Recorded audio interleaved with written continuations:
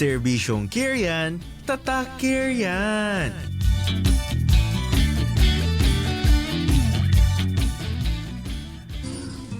Ayan, tayo po ay nasa serbisyong Kerian, Tatak Kerian, at meron po tayong guest ngayon mula sa Francisco, ito po ay head lawyer of Francisco Celestial Britannico Law Office, Makati.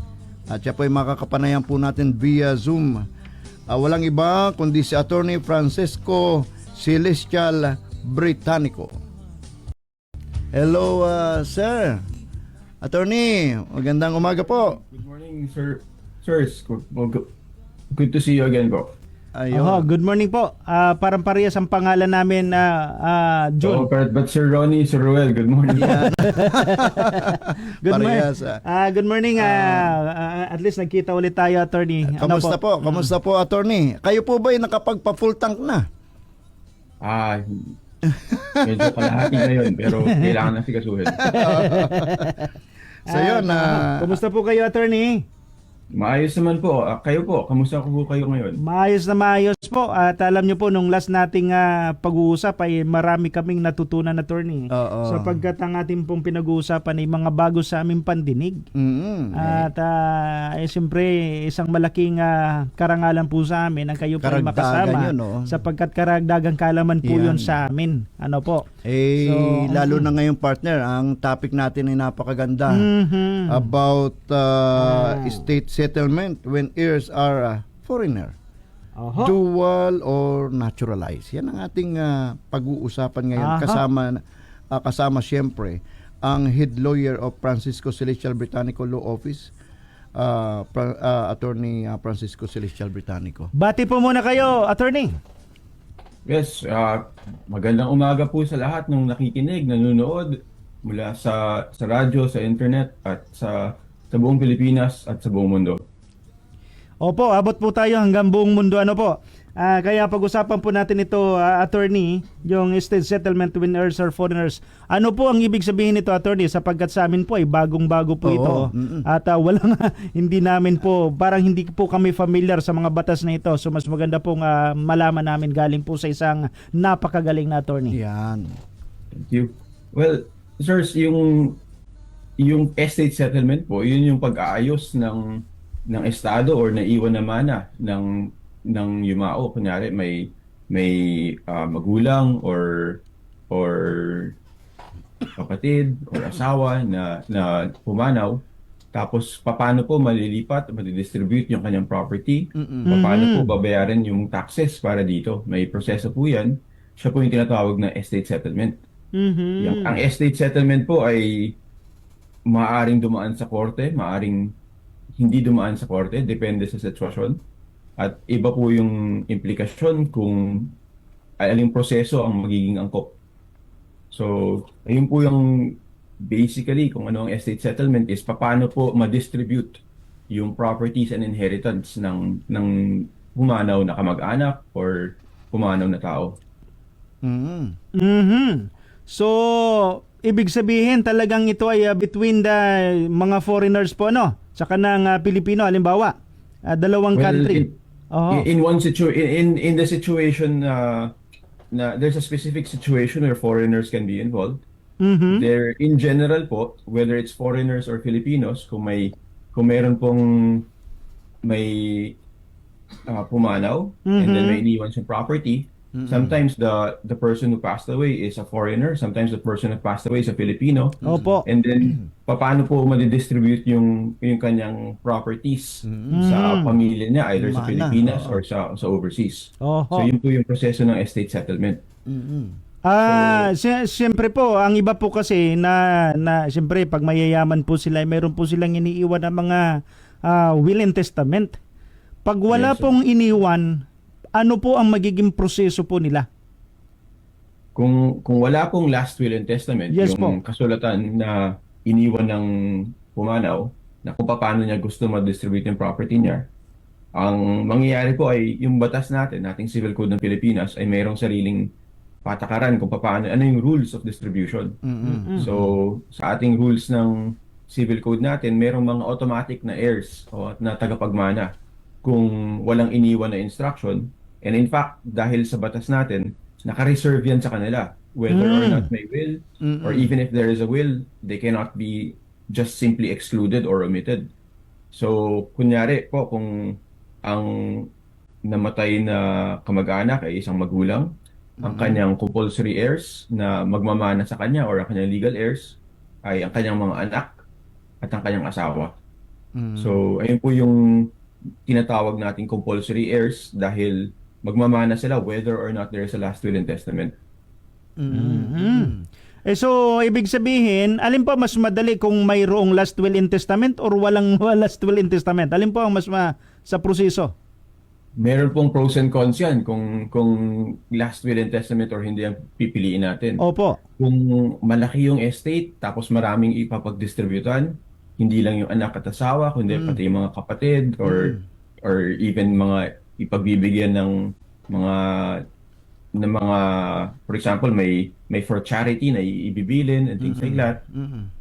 If the estate is complicated, if the estate is big, mas kikailanganin siguro ng last will and testament.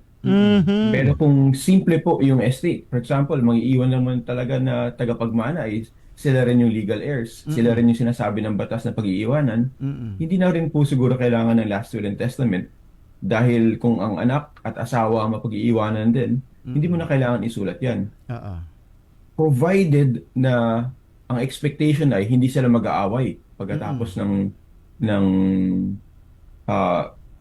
pag-pass away o pagkamatay ng nag-iwan ng assets. Ang rason po ay dahil kung ang tinatawag natin intestate succession or inheritance na walang last will and testament, sa sitwasyon po na gano'n, kailangan ay instead of a last will, yung mga tagapagmana, gagawa sila ng agreement.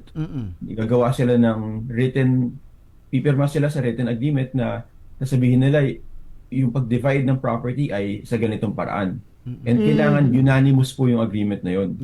Kung hindi unanimous yung agreement ng heirs, ang mangyayari ay kailangan nilang pumunta sa korte dahil hindi sila makapag-agree. Kailangan na lang yung huwes ang maghuhusga kung paano i-divide yung estate. Ayun. Attorney, meron kasing naging problema na nalaman ko, narinig ko na isang problema na yung paghatian, namatay yung tunay na kapatid ng pamilya. Halimbawa, yung magkakapatid, wala nang magulang, tapos hahatiin na yung yung kanilang mana. Itong asawang babae, naghahabol ng mana ng asawa niya kasi patay na yung kapatid na lalaki, na asawa naman itong babae.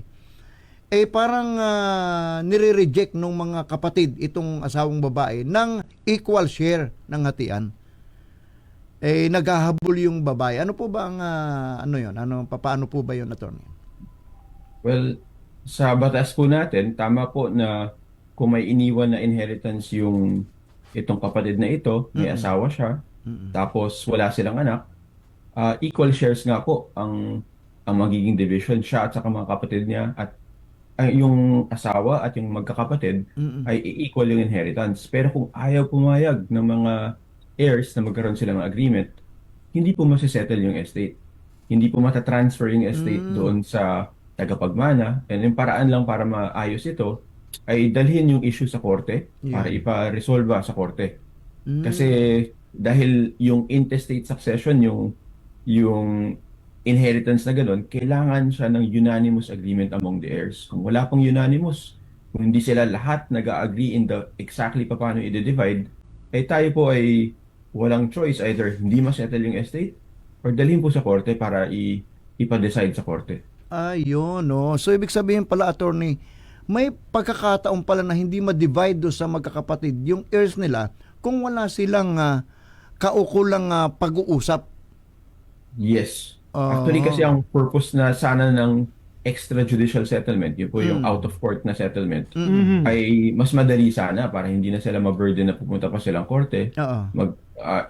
Sila naman yung mutual na tagapagmana, gagawa silang agreement, i-divide nila yung property or mag-agree sila, for example, na ibebenta nila yung property, i-divide nila yung proceeds. As long as they all agree, they can practically agree to anything in any division. Pero if they cannot agree, then the problem is going to be that they're going to have to really go to court or status quo sila. Hindi nila magagalaw yung titulo. Ayun. Ay kung halimbawa, masundan ko muna, partner, Sige. no? Oo. Kung halimbawa, nabanggit nyo, attorney, kanina, may will. Pagkatapos, siyempre, maganda yon sapagkat nakasaad doon lahat ng pagdadalhan nung property nitong namatay. Ano po? Ay may nabanggit kayo, attorney, kanina na halimbawa sa will, merong pagdadalhan na isang parte ng property niya doon sa charity. Meron bang pagkakataon na itong mga heirs, itong mga tagapagmana ay hindi, wag na nating ibigay doon sa charity kahit po may will? Hindi po ba pwede yan o maaring masunod yung mga tagapagmana? Well, kung merong last will and testament na ginawa yung pumanaw, kailangan talaga dapat yun ang susundan. Insofar as the will is valid in accordance with law. Kasi kung yung linagay naman ng pumanaw sa will ay labag sa batas, hindi rin matutupad yan. Pero insofar as it's valid, dapat siyang masusunod. So kung may last will siya na nakalagay, ganito yung pag-divide, ganito yung pag-distribute ng extra. Kasi the law reserves a certain portion to the compulsory heirs na nakareserve yan sa kanila. Kahit anong gawin mo sa will, dapat di mo pwedeng bawasan yan. Kunyari, kalahati nito, pupunta sa asawa at anak, pero yung kalahati, pwedeng free portion. Ayun. Yung free portion pwedeng i-distribute, pero hindi pwedeng lumampas doon sa ganoon.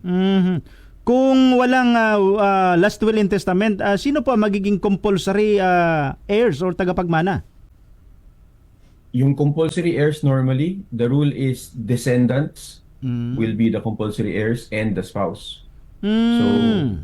So sila po yung tagapagmana. Sila actually yung compulsory heirs. Pero kung walang descendants, yung tinatawag na legal heirs, ang rules natin ay the descendants muna at ang asawa. Kung walang descendants, yung ascendants. Ibig sabihin yung mga magulang ang mag-inherit. Kung wala ring magulang, pero walang anak, walang magulang, pero may asawa, pero may kapatid, edi yung asawa po at yung magkakapatid, sila po yung legal heirs in common. Ayun. Yung pinakamalapit, attorney, ano po, yung mga hanggang kailang level yan? Hanggang ilang level? Halimbawa, asawa, anak, apo, o hanggang saang level yung Hanggang sa ganun? pang-apat po na connection. Yun, no. Paano po kung wala talagang wala po siyang kapatid? Parang ayaw, attorney, magpamana ni... I mean, wala po siyang kapatid. Meron lang siyang tagapag-alaga. Ganun po ba? Kasi mayroong mga nangyayari na Caregiver. ibinibigay na lang po sa mga nag-alaga sa kanila. Oo. Well, pwede naman po. Normally, sa ganun, ang ginagawa po nila ay either binibigay nila habang buhay pa sila Oho. or gagawa sila ng last will and testament. Kung dahil hindi wala naman sila kasing legal or blood connection, so pwede sila gumawa ng last will. May pros and cons po talaga ang last will. For one, mapipilit ka pumuntang korte, so may gastos po yan. May proseso, medyo mas may katagalan siya. Sometimes it's necessary, but again, if the family unit is actually pretty simple, like may iwan lang talaga is anak at asawa, it's almost, and as long as wala namang expectation na mag-aaway, you can probably expect that you'll be able to settle it kung naiwan na lang is yung byuda at yung anak. So mapapag-usapan naman po yun normally yan.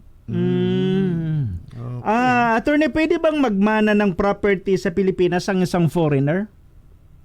Medyo yung ganyan po ay may nuances. The general rule is yes. Sa ating saligang batas, number one, a foreigner can generally inherit. Anyone can generally inherit any assets. But with respect to land, may special rules po yung land. Opo. Dahil sa ating saligang batas, naka-reserve normally ang ownership of land to Philippine citizens. I have to clarify some points there. Yung sa ating batas, in general, only Filipinos can own land in the Philippines. With basically two exceptions. One, former Filipino citizens can actually purchase land even if they're no longer Filipinos, pero may limitations po yung quantity. Tapos, also, former Filipino citizens and foreign citizens can actually inherit land from from Filipinos, as long as it is not by a last will and testament, as long as it is only by yung operation of law na binanggit natin kanina. Mhm. Kung sila ay legal heirs, kunyari asawa sila or anak or magulang or kapatid, pwede sila mag-inherit, pero hindi sila pwede mag-inherit through last will.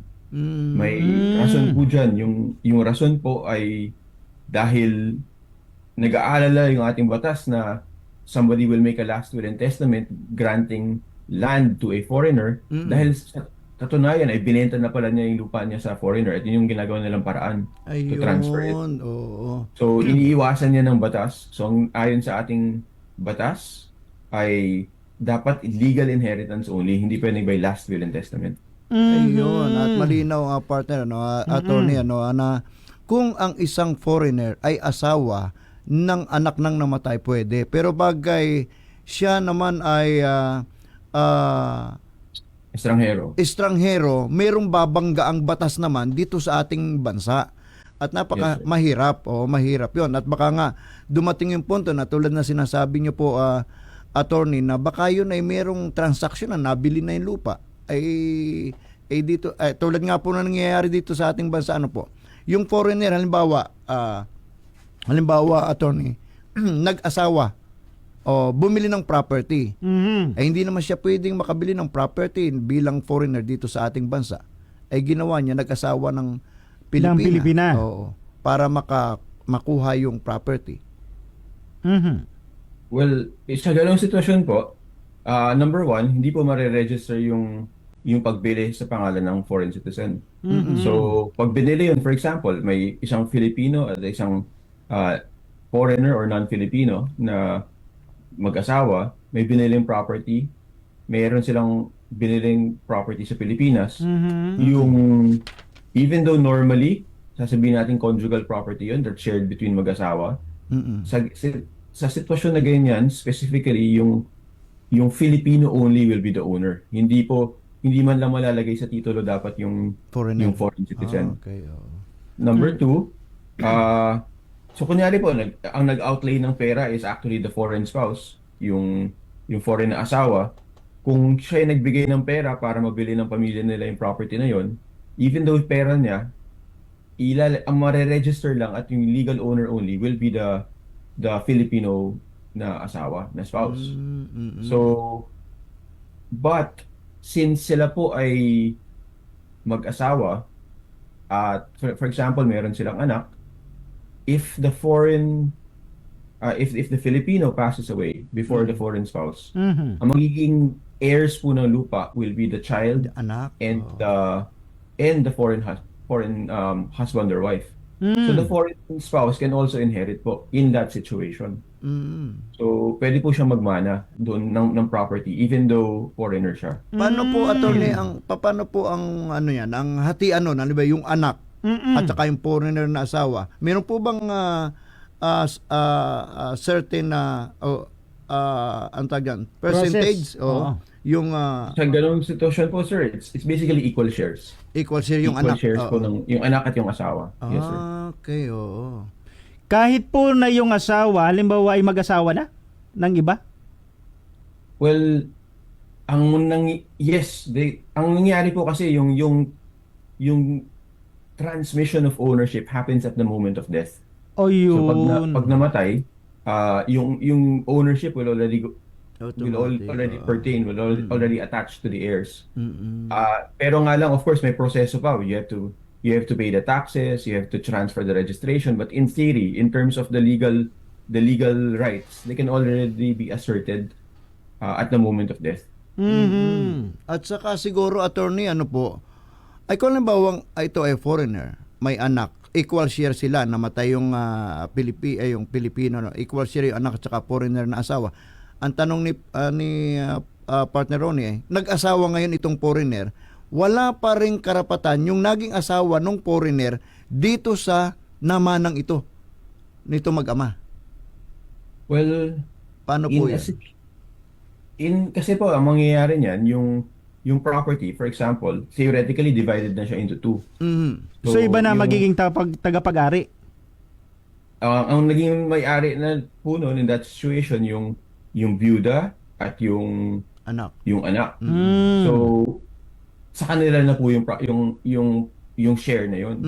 So yung share na yun dadalhin nila to their next relationships kung ano man yung sitwasyon. So it can become part of the inheritance later on of the other spouse. Oh. Pero it is a medyo down the road pa yun. Ang nangyayari po kasi is basically sa kanila sila na po yung may-ari ng share nila. So yung effects nun, they can sell it, they can do other things with it. Ayun. Pwede po bang ibenta agad ang property pagkatapos ng settlement? I Yes, mean, sir. nagkahati-hati? Yes, sir. In fact nga po, sometimes ginagawa binibenta ng mga agad. tagapagmana. Oh. Same contract na rin po eh. I-agree nila na Yan, sila yung tagapagmana. Nag-agree silang ibebenta nila. And in the same document, kung gusto nila, pwede lang isulat na kung kanino nila binibenta at for how much. So, pwedeng agad-agad, pwedeng at the same time, pwede rin pong maghanap mo sila ng buyer for later on.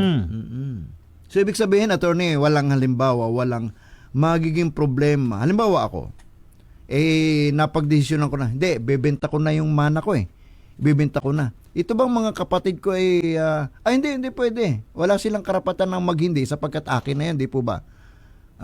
Attorney. Yes, with some qualifications, sir. Kasi, for example, ang namanan ninyo ay isang lote ng lupa. Tapos, 3 kayong magkapatid. Tapos, Subdivide. kayo lang yung tagapagmana.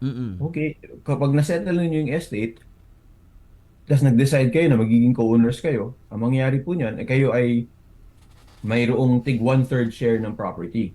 But this is not an identified physical portion of the property. It's a spiritual, theoretical share of 1/3 of this entire property. So you can sell your share, but you cannot point to a specific 1/3 portion of the lot unless napag-agreehan na ninyo na talagang i-divide ninyo yung lupa in that way. Ayun. Kung na-agree ninyo na okay, sa iyo yung sa kaliwa, sa akin yung sa gitna, tapos yung isa po yung sa kanan, pwede niyo na pong ibenta yung portion na yun. Ayun. Pero kung hindi kayo nag-identify ng specific na physical portion ng property sa pag-divide ninyo ng inheritance, Hindi pwede. ang mangyayari, kayo po ay theoretical owners of 1/3. Co-owners po kayong 3. Ayun. If you want to sell it, you can sell only your theoretical share, or if you want to sell a physical portion, you need to get them to agree, or you need to go to court to force the agreement. So yun malinaw Or malinaw magkaroon po. ng 3 signatories, ibig sabihin, paperma yung 3. Attorney? Kung hindi po na physically divide yung property, Di-divide, kunyari, hindi nyo yun. pina-survey para akin tong kaliwa, Yeah. sa inyo po yung gitna, sa isa po yung sa kanan. Oo. Kung wala pong ganun, edi mapipilitan po kayong kailangan, yes, or everybody in agreement. Otherwise, hindi po mabebenta as a whole. Kasi nga attorney, yung 1/3 na yun, hindi pa nila alam kung saan lugar doon Kaya dapat pag-usapan nila, ang mahalagang pinag-uusapan, yung lugar. O ikaw sa ganiring parte ng lupa natin, sa iyo itong tapos nag-agree sila. Yun ang mahalaga. Oo. Yes, sir. Oo. Yung objectives po talaga ay importante. Yun, Kapag may nag-uusap sa amin tungkol sa kanilang pag-settle ng estate na kanilang magulang, isa sa unang tinatanong namin is, ano ba yung objective ninyo? Gusto niyo bang i-divide yung physical properties? Or gusto ba ninyong ibenta ito para i-divide yung pera na ma-raise from it? So kung klaro yung objectives, klaro po kung paano nila isusulat yung kanilang agreement. Ayun. Yun. Oo. Paano po, attorney, kung yung namatay ay mayroong pagmamayari sa Pilipinas and abroad, paano po siya hatiin? Yung between doon sa ibang bansa, sa abroad, and dito sa Pilipinas? May practical and legal considerations dyan. Sa pananaw ng Pilipinas, for example, kung ikaw ay resident of the Philippines or citizen, lahat ng assets mo, whether in the Philippines or overseas, have to be settled, meaning you pay the taxes for all of it, and then you effect the transfer of title. So, kailangan mong bayaran muna yung taxes sa Pilipinas for all the assets, including the ones overseas. Pero kung kayo po ay non-Filipino and a non-resident of the Philippines, the law will treat it as if different po yung sa ibang bansa. For example, may property sa Canada, may property sa Pilipinas, pero yung yumao po ay sa Canadian citizen. Yung ang pananaw ng batas ay ang kailangan lang asikasuhin sa Pilipinas ay yung assets doon sa Pilipinas mismo. Yung assets sa Canada, si Canada na po yung bahala doon, yung batas ng Yung Canada batas na doon, po tatanungin. So separately yung process. Yes, and practically also, of course, if you make a agreement in the Philippines or a court order in the Philippines, it is still up to the foreign country whether or not it will enforce it. Oh. So that means that you need to check what the rules are in the foreign country if you want to have an effect. Vice versa also, if you have an agreement in Canada, for example, if you have an agreement in the United States, or you have a court order in the United States, you have to check how can you enforce it dito sa Pilipinas. Oo, kasi nga dito sa Pilipinas bawal ang foreigner. So, ibig sabihin yung Filipino citizens ay posibleng bawal din po sila mag-own ng land doon sa ibang bansa, halimbawa sa Canada. It's possible. Hindi po ako ganun ka-familiar Kung yan ang batas sa siguro. sa Canadian, but tama po kayo na kung merong order of division of estate in another country about assets in the Philippines, that does not necessarily mean that the Philippine courts or the Philippine law will accept that. Just because sinabi ng let's say korte sa Canada na i-divide dapat yung property a certain way sa Pilipinas, the Philippines will still look at it and say, well, hindi naman pwede kasing i-distribute ito sa isang estranghero na, for example, hindi siya legal heir, hindi pwedeng i-distribute itong property, itong lupa na ito sa isang estranghero na foreigner. So, the Philippines can recognize foreign settlements of estate within the scope, as long as they are within the scope of Philippine law. Yun, so yun na isang malinaw Malinaw. partner Opo. na nabanggit ni attorney, na malinaw din sa atin na pag patungkol sa Pilipinas, hayaan natin yung batas ng Pilipinas doon. Kung halimbawa sa Canada naman, may lupain naman sa Canada, hayaan natin yung batas ng Canada Ang siyang sa magproseso. paghahati ang magsasabi kung paano yung proseso. So, di ba, ganun po yun na attorney. Yes, Ano po? sir. Oo, so malinaw. Opo, attorney, ito po. Paano kung halimbawa nakalagay sa last will and testament na mga tao ay hindi po makontak? Ano yung gagawin? Ano po ang gagawin? Yun, oo.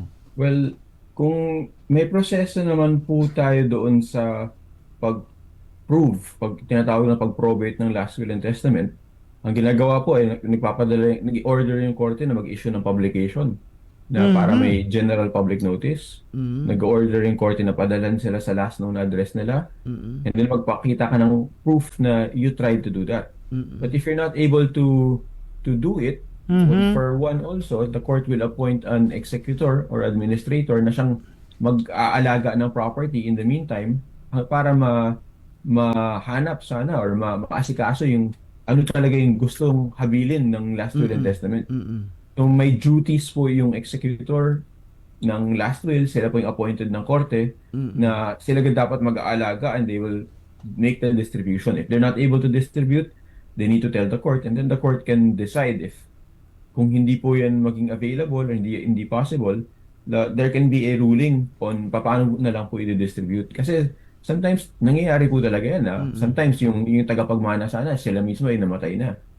So kung hindi po mabigay yan, yung either the will make other provisions for sino pong mapupunta or otherwise, kung talagang walang naiwan na tagapagmana or hindi mahanap, babalik po talaga dun sa legal heirs na lang.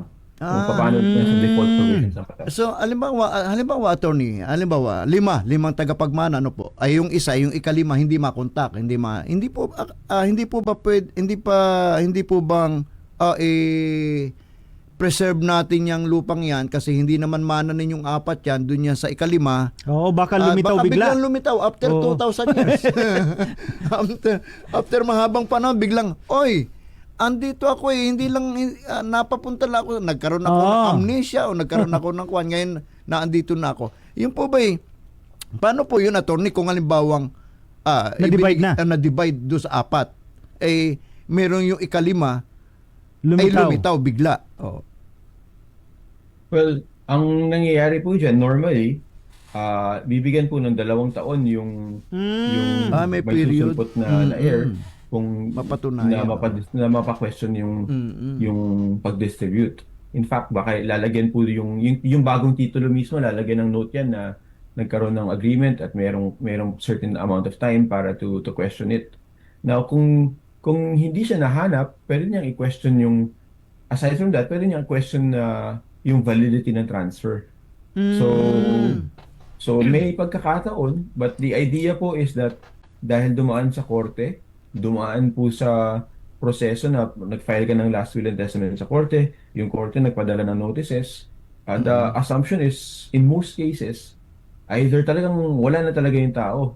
Kasi may proseso na, may requirements po yung korte na paghahanapin eh. Kung talagang hindi mapadalhan o hindi dumating, very often that means na wala na talaga mapagbibigyan. Pero even so, may certain period of time ka pa rin to question. In fact, dahil yung korte meron silang tinatawag na notice requirements na ipapaalam sa mga heirs, mas in a way mas hirap yan itago sa mga ibang heirs, or na kaysa yung sitwasyon na nangyayari sometimes na yung mga heirs dito sa Pilipinas na may property, tapos yung kamag-anak nila kasama sana nila na tagapagmana ay hindi nila sinabihan na maggagawa na sila ng agreement dito sa Pilipinas. Mas nangyayari po yun kaysa dun sa korte ay hindi ma-notify. Ayun, no? Sige po, kasi napakabilis ng ating oras. Ang dami sana pa naming tanong, no? attorney. Yes, sir. Ano po ang pinakamagandang paraan po para mapadali ang estate settlement kung may tagapagmana po abroad? Para po sa kalaman ng ating... Kung magbibigay po ako ng payo, number 1, Opo. I would suggest na yung mga may property na gusto nila ma-distribute sa kanilang mga kamag-anak or tagapagmana, i-organize nila mga papeles nila. Para alam ng kanilang tagapagmana saan ko ba linagay yung titulo, saan ko linagay yung mga property documents, para when the time comes, hindi naghahanap yung mga tagapagmana nila saan ba hanapin yung documents. And number 2, when it comes time to settlement, they should coordinate with each other and they should clarify ano ang objectives nila. Gusto ba nilang hawakan yung property? Gusto ba nilang ibenta? And then mag-usap-usap sila kung paano nila gustong gawin yon. And then when the time comes, pwede na pong i-implement yan through writing the agreement. So number 1 is get the documents in order. Number 2, clarify their objectives. Yun po yung aking first na advice tungkol doon. Ayan, ito pa, partner, no? Paano naman po, attorney, what happens to the properties if the estate tax is not paid on time? Yung bago po kasi pumayag ang gobyerno natin na i-transfer yung property from the owner to the heir, kailangan bayaran natin yung tax na 6% normally. If you don't pay the tax within 1 year, yung 6% na yun will be subject to a 25% surcharge and a 20% per annum interest. So every year po aakyat po every year na hindi mo inasikaso yan, aakyat po yung taxes on it until mahirap na po siyang i-transfer. In relation to that, hanggang last year meron tayong estate tax amnesty na yung ginawa ng gobyerno na ang dami kasing taong hindi nagbayad ng kanilang estate taxes, hindi nila naasikaso ito. At ang taas na tuloy ng penalties and interest na nangyari. Ang ginawa ng gobyerno to encourage people to settle the estates and para matanggap ng gobyerno yung 6% na estate tax, gumawa siya ng amnesty na wala na pong penalty, walang interest kung bayaran mo yung estate tax mo by the middle of last year. Pero yung amnesty na po na yan ay nag-expire na po. So yun ang mga tungkol sa mga tax talaga na dapat. Alam mo dyan na nagkakaroon ng kalituhan din sa mga other taxes involved. Ano po yung iba pang other taxes involved dyan? Well, yung taxes normally, yung 6% estate tax, yung pinakamalaki in connection with the estate settlement. Meron din pong 1.5% na documentary stamp tax. But what's interesting po about the estate tax ngayon ay nababalitaan po natin na yung Kongreso, sila po ay nag-uusap ngayon na magbigay ulit ng estate tax amnesty. Mm. So, pumasa na po ito sa lower house, sa House of Representatives. Nasa Senado na po ngayon kung ma-approve nila na magbigay ulit ng estate tax amnesty para yung mga taong hindi nakapag-settle ng estate before, hindi na sila ma-penalize, wala silang penalties, even if 1980, 1990, 2000, 2010 pa yung namatay yung owner, wala 6% pa rin, wala ng interest or surcharge doon sa taxes. So if the Senate approves this, magiging oportunidad po ulit yan para sa mga hindi nakapag-ayos ng lupa ng kanilang mga ninuno. Iyan, oo. May habol ako dito, no, sapagkat 7:55. Wala na sige. tayong oras, daming Oo. tanong pa eh. About do sa donor tax po, if property is donated, paano yan? Kasi po kung minsan ang nangyayari is, kunyari nga, 3 magkapatid. Mm-mm. Tapos sila po ay sila sana yung tagapagmana dahil yung magulang nila ay pumanaw. Mm-mm. Yung isang kapatid, sabihin niya, hindi na siya magpa-participate sa estate. Mm-mm. So, sabihin niya sa inyo na lang yan. Mm. So, pwede siya mag-sign ng waiver na hindi na ako sasali dito sa division ng estate. And mangyayari is, instead of 1/3, 1/3, 1/3 yung division, magiging tig 1/2 na lang. Yung sa sitwasyon na ganun, wala pong donor's tax kasi nag-waive na lang ng inheritance yung isang tagapagmana. Pero, kung ang nangyari is, sa sitwasyon ng 3 magkapatid, yung isang kapatid, instead of waiving yung kanyang share, binibigay na lang niya doon sa isa niyang sa bunso, for example. Mm-mm. In that case, yung kanyang 1/3 na share, aside from being subject to the estate tax, will also be subject to a donor's tax. Kasi nagbibigay siya. So, yung pagmana at yung pag-donate, pareho yan na may taxes po sa Pilipinas. 6% din po. So, 6% plus 6% for that portion. Ayun, yun na. Attorney, malinaw, attorney, malinaw yun. Napakarami po muli kaming natutunan sa inyo. Subalit, maikli po yung oras na natin ngayon. Kaya maraming salamat po, attorney, hanggang sa susunod. At nagbigay po kayo ng oras po dito po sa ating pong istasyon sa CARE 104.3 The Way FM dito sa Bicol. Salamat po again, Sir Will, Sir Ronnie. And kung may katanungan po ang inyong viewers, makakontak din po kami sa lawyerphilippines.org. So we'll Ayun. be happy to address things. Ayun. Okay. God bless, attorney, at pagpalain kayo ng Thank you, sir. Panginoon. Salamat po. Ayun, partner, no? Ang ating po napakinggan ay walang iba kundi si Attorney Francisco Celestial Britannico, Head Lawyer of Francisco Celestial Britannico Law Office, Makati City. Malinaw ang paliwanag regarding malinaw. sa mga sa estate na may... Iyan. Oo. At malinaw din ang oras natin, partner. Sige. 7:58 in the morning at kami po ay pansamantala nang magpapaalam at bukas makakasama niyo naman po kami. Habang wala pa si Bishop Rico. Habang nagbabakasyon pa. Yan, at habang wala si Bishop Rico at kami nandito, lagi po nating tandaan. Tanggapin natin si Jesus bilang Panginoon at tagapagligtas ng ating buhay. Ayan, at kami po ang inyong nakasama sa loob ng 2 oras. Nakasama ninyo kami sa kwentuhan, halakhakan, balitaan. Yun. Kami pong dalawang nandito ngayon hanggang bukas. Hanggang bukas ka lang, Hanggang partner. bukas. Ito po si Daddy Ruel Rihuel. At ako naman po, nag-iisang guwapito, Mr. Guwapito Ronnie Renzales. God bless us all. Maraming Sa salamat po. technical, kasama po natin si Don Alfonso. God bless! God bless. Bye.